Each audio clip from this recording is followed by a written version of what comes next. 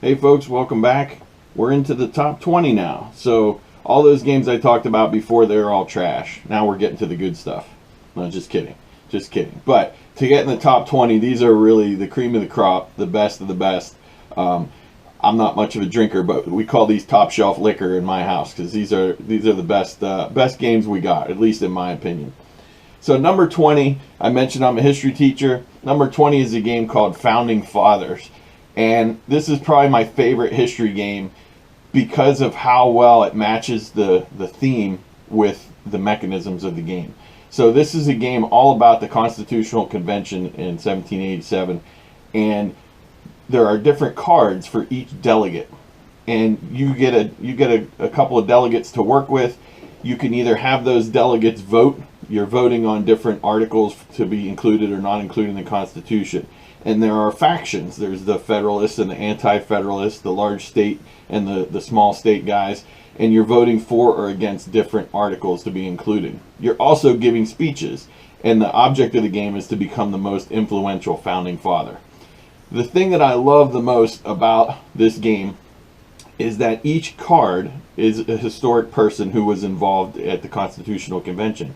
And the special ability that each person has is related to the actual role that they really played in history at the Constitutional Convention.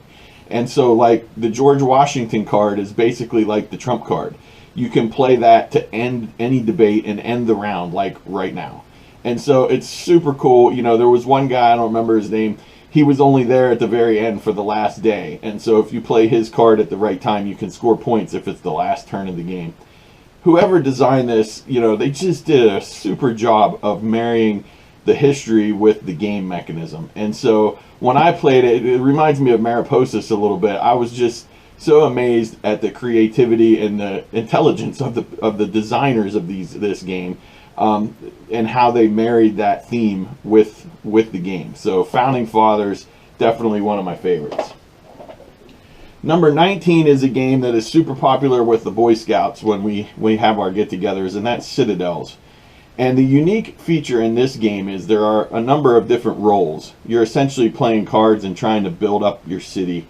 But each round, people choose what role they're going to take on. There's an assassin, there's a thief, there's a king, there's a warlord that knocks people's buildings down. And you don't tell anybody what your role is. You secretly decide and you pass it on. But then in order from 1 to 9, whoever the number 1 role is, which is the assassin, goes first. And they decide who they're going to assassinate. But the thing is, you don't say, I'm going to assassinate this player, my brother, right? You say, I'm going to assassinate the person who chose the architect. And you're trying to guess who picked that role this round. But you may end up assassinating somebody by mistake when you were trying to target somebody else.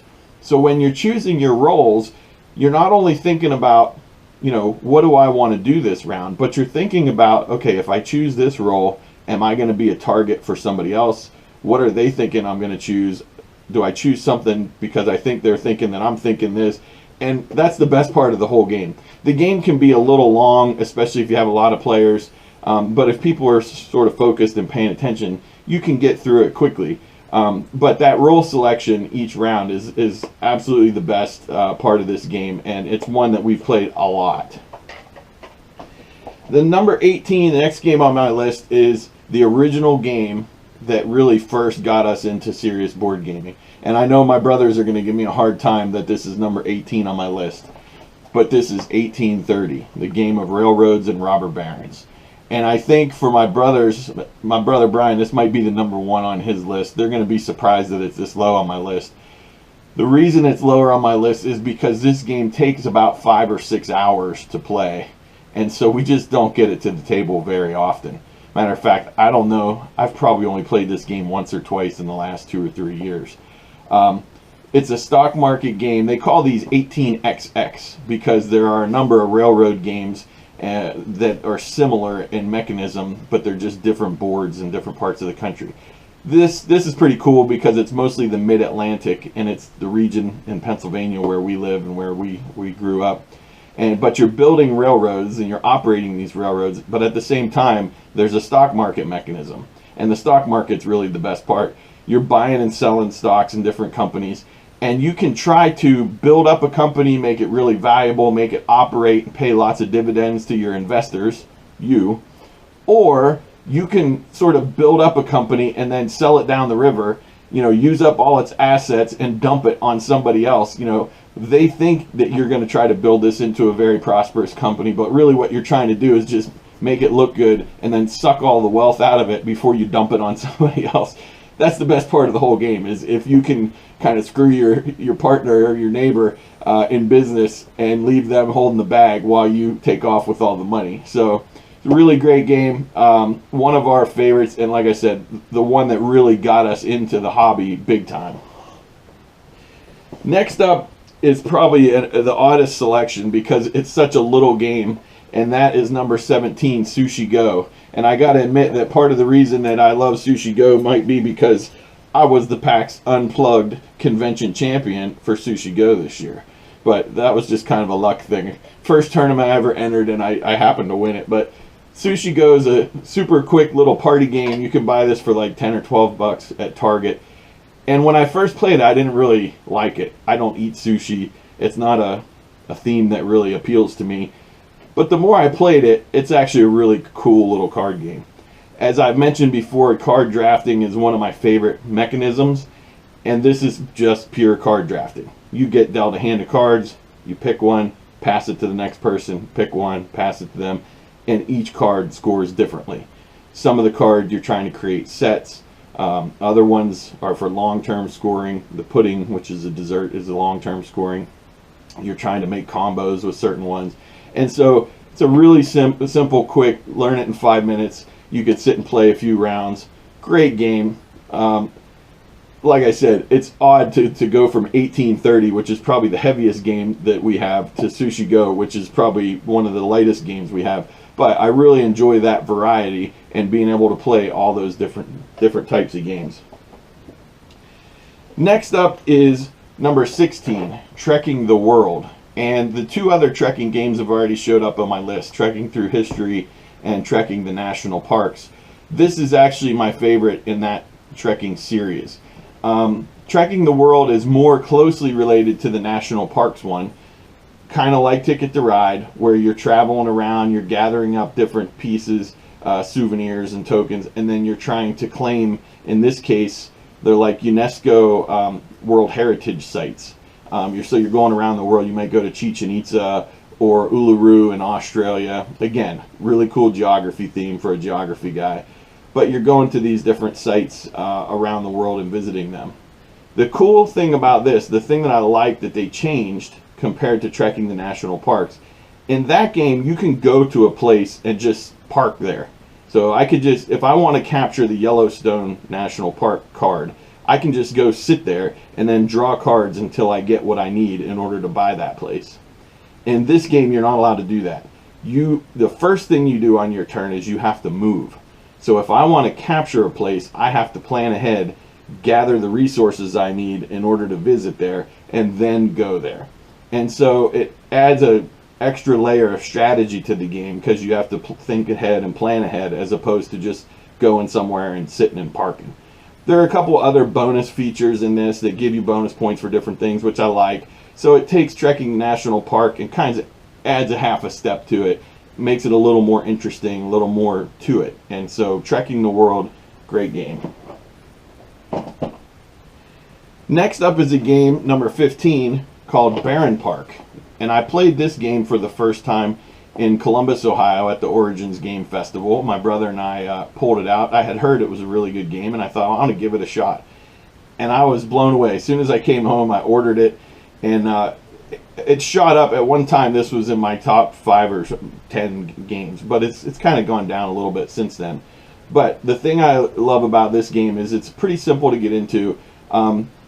This is what they call a polyomino game. So there are a bunch of pieces that are sort of designed like Tetris pieces, and you're putting a puzzle together. Essentially what you're trying to do is you're trying to build a zoo, a bear park, and you're trying to fit in these different pieces. So it's a spatial puzzle, and there's polar bears and there's koala bears. Whoops. and there's different parts of your park. You can add in food stands and bathrooms and playgrounds and different things, but you're trying to do that in order to score a certain amount of points and maximize your points. But it's a really cool game, pretty quick and easy to jump into, but really cool. Barren Park. The next game on my list, if I can get them in the right order here, number 14, is a game by a famous designer named Richard Garfield, and that's Treasure Hunter. Richard Garfield is actually the guy who designed the card game Magic the Gathering, and I'm not a trading card game guy. I don't get into that kind of stuff for one reason, because you have to invest a lot of money and you have to keep up and continuing to invest money in those games.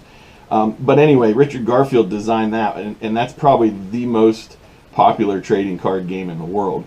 This is a game you don't hear anything about, but he also designed this. And again, it's a card drafting game, one of my favorite types of games. You deal out cards, you pick one, and you pass it to the next person. And in Treasure Hunter, it's got a little bit of an Indiana Jones theme to it. There are 3 different areas of the board. There's blue, red, and green. There's the blue area is like an ice place. There's a jungle place. Then there's sort of a down underworld, the red. But anyway, you're trying to either get cards to get the highest numbers at that location or the lowest numbers at that location. And there are treasures that you can get if you're the person with the highest number or the lowest number. If you're in the middle, though, you don't get anything. And so you're constantly trying to figure out, you're looking at the cards that you've been given, trying to figure out, do I want to go high? Do I want to go low? You know, based on the cards that I've seen already, do I think other people are going high or low? Then there are special cards that can be multipliers. There's a thing where at the end these goblins chase you, and you have to have a certain number of dog cards to fight off the goblins. And so, you know, there's not a lot to it, but it's a really good game, and my kids love this game. We've played it 100 times, and it's always a hit. It's always a popular one in our house. That's Treasure Hunter. Another good family game that I mentioned before, I'm not big on dice games, but this particular family game called Dice Town, my number 13, is a dice game that I really like. Because it's a Wild West theme, and it involves dice that are like poker cards. And what you're essentially trying to do is roll the dice and come up with the best poker hand. And whoever has the most 9s gets gold nuggets, and whoever has the most 10 gets some cards. The queens you get to, or the jacks you get cards. 10s you get money. Queens you get to steal a card from somebody else. You know, whoever has the best poker hand, the kings, you get to be the sheriff. Whoever has the best poker hand, you get to claim some land, and then so you could steal cards off of other players. But essentially, it's sort of a fast-paced, everybody roll. It's like Yahtzee. You roll, you get to keep a couple dice, you get to roll again, keep a die, roll again, and then you try to come up with the best poker hand. And so it's really fast-paced game. You're competing in these different areas. You're trying to figure out who's in the lead and steal cards from them. Really fun, Dice Town. Number 12 on my list is a game that I just recently got in a trade from my friend Bo called Concordia. And this is kind of the most Euro-y Euro game you can get. And what I mean by that is American designed games tend to involve a lot of conflict. But Euro games tend to be, I don't want to say pacifist in nature, but there's not as much head-to-head conflict between the players. Concordia is like that. You're building different markets. There's different goods like silk and iron and wheat and brick, and you're trying to get those goods and trade those goods and build out your territory. You get different cards that will score differently at the end of the game depending on, you know, your goods production, how many colonies you have, a bunch of different items, how much money you're able to generate. This is a game that has deck building. I've mentioned the deck building mechanism in it before and how I'm not a big fan of it. But this is a game where I really like it because deck building is a minor component of the game. It's not the majority of the game. It's not the whole game. It's one piece of the game. And so I think Concordia does a really great job. I traded away a game that's very highly rated to get Concordia, and that's Twilight Struggle. That game I thought I would really like because it's Cold War era. It's a 2-player game, but it was just a little too heavy for us. and we couldn't get it to the table very often because you have to relearn the rules every time you play it because it's a pretty dense game. So my buddy Bo, he was looking for that game. He hooked me up with Concordia and said, I think you'd really like it. And he was right on the money because this is right in our wheelhouse. It's sort of that mid-weight Euro game, and it's perfect for the kind of games we like to play. So last on my list for this one, number 11, is a game called Discoveries: The Journals of Lewis and Clark. And this is my favorite artwork in any board game I have. Trekking Through History Trekking the World is right up there in terms of artwork. But this game has artwork by a guy named Vincent Dutrait, and he's pretty famous in the board game industry in terms of his art. I love the artwork in this game because on one side of the cards you'll have nature scenes, and then on the flip side you'll have scenes of and pictures of paintings of different Native American tribes. And they're just beautiful. The artwork is gorgeous. But in this game, what you're doing is you are one of the members of the Lewis and Clark expedition. And this is what's called a dice placement or dice drafting game. You roll the dice, and then you're using those almost like a worker placement game. You're using those dice to be able to go on certain expeditions. But the key word is journal, because Lewis and Clark had to journal all of their expeditions, all their activities. And so what you do is you use those dice to set up your next move, your next expedition. And then you play journaling dice where you write it down in your journal. And once you journal it and you record it and save that for history, then you're able to capture that and it'll get you some points at the end. This is a game that I love. If people are, it's a little hard to grasp at first, but once you get it, the game goes super fast because it's like, I'm going to play this die, I'm going to play this die, and it just goes really quick if everybody's sort of tuned into it. But this is a game, for some reason, I love it, but not everybody that I've played with, like my kids aren't really into it. I've played it with a few people that were like, yeah, that's cool, but I have a hard time getting it to the table because other people don't seem to love it as much as I do. But I would love to play this game just for the artwork. You just lay it out on the table because it's so beautiful. But Discoveries: Journals of Lewis and Clark is my number 11. So I hope there's something in there that caught your eye, and look forward to covering the top 10 in my next video. So see you then.